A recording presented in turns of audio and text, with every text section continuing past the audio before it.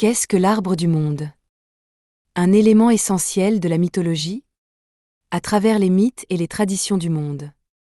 Une constante singulière apparaît. Quelle que soit la culture ou l'époque.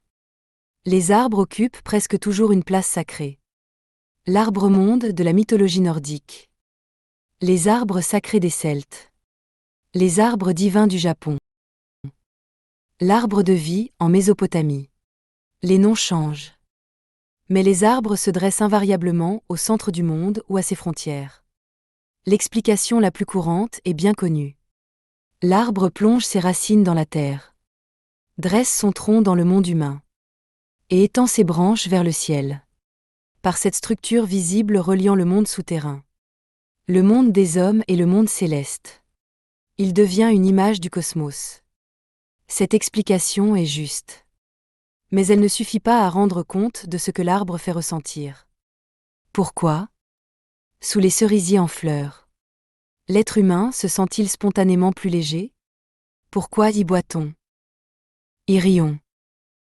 Y célèbre-t-on la vie? Et pourquoi?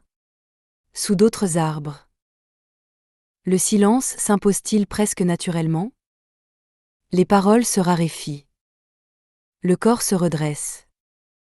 L'on ne s'attarde pas. S'agit-il simplement d'une ambiance?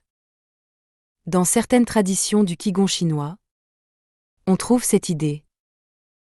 Les arbres de nature yin absorbent la souffrance et la fatigue humaine, tandis que les arbres de nature yang revitalisent ceux qui se tiennent sous leur feuillage. Cette formulation peut sembler spirituelle.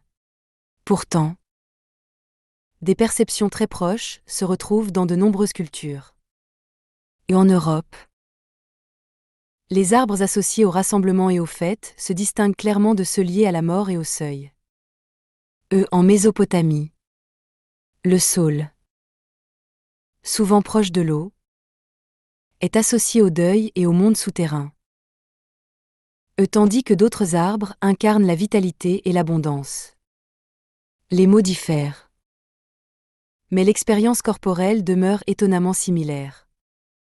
Tel arbre dynamise, tel autre apaise et recueille. Ce qui frappe surtout, c'est que les peuples anciens ne formulaient pas ces distinctions à travers des classifications abstraites. Ils les connaissaient par le corps et la mémoire des lieux. Quels arbres convenaient aux espaces sacrés? Lesquels marquaient les tombes ou les frontières? Sous quels arbres se rassemblaient-on? Et sous lesquels se taisaient-on? Ces savoirs se sont accumulés lentement, par l'observation et l'expérience, avant de se fixer dans les mythes, les interdits et les rites. Il faut encore évoquer un dernier élément. Dans l'Antiquité, la Voie lactée était bien plus visible qu'aujourd'hui. Dressée comme une colonne lumineuse reliant la terre au ciel. Elle était souvent décrite comme le chemin des âmes ou la voie des dieux.